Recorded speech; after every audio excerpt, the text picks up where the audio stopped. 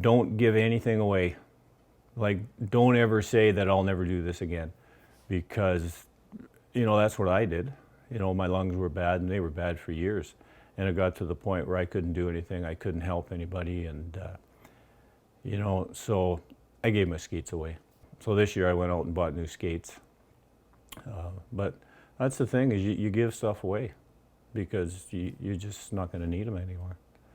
You don't think you're going to be able to play ball anymore, because you don't know, even if you have a transplant, you don't know what it's going to be like.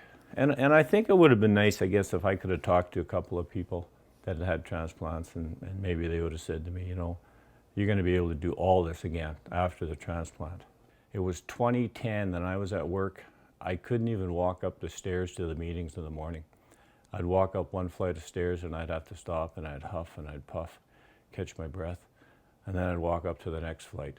And I kept thinking, I said, oh man, I said, I'm going to be done, So it was April 22nd, I remember it was 2010, and I felt lousy.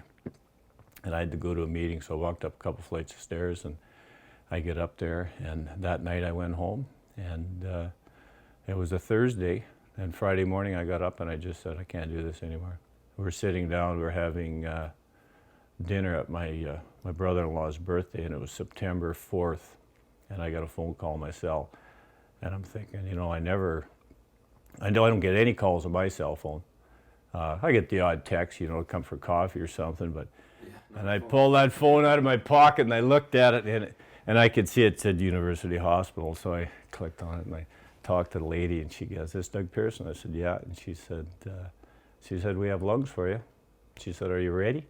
Yeah, that was amazing. You're still on oxygen after the transplant for 2 days, but I think you're only on about 2 liters, which is not very much. And so after the second day, they'd moved me to another area, and she come in, and the nurse got up there and she turned off the oxygen. She said, "I don't think you need this anymore." She took it off, and that was it. For me, you kind of want to see your grandkids and that. So you want to live as long as you can. And when I talked to Dr. Weinkoff, and he talked about lungs, and I just said, I said, "You give me lungs," I said, "I'll look after them." I had lots of people offer to drive me to the hospital.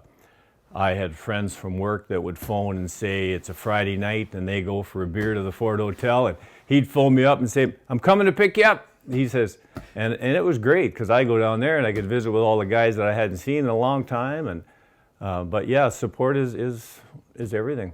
I said, I will do whatever it takes to, and he said, "We've had people that are over 20 years. And I said, "Well, that's my goal." I said, 20 years plus. I thought, I think the biggest thing is to keep yourself active, keep yourself in shape, and do things, and don't sit around and feel sorry for yourself, because you got a second chance.